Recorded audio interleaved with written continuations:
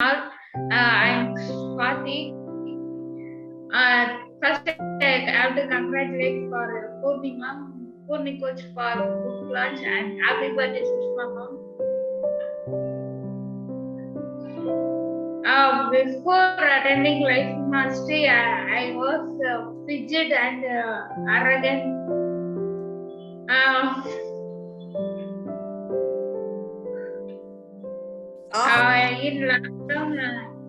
In lockdown, I felt very bored and I don't know what to do.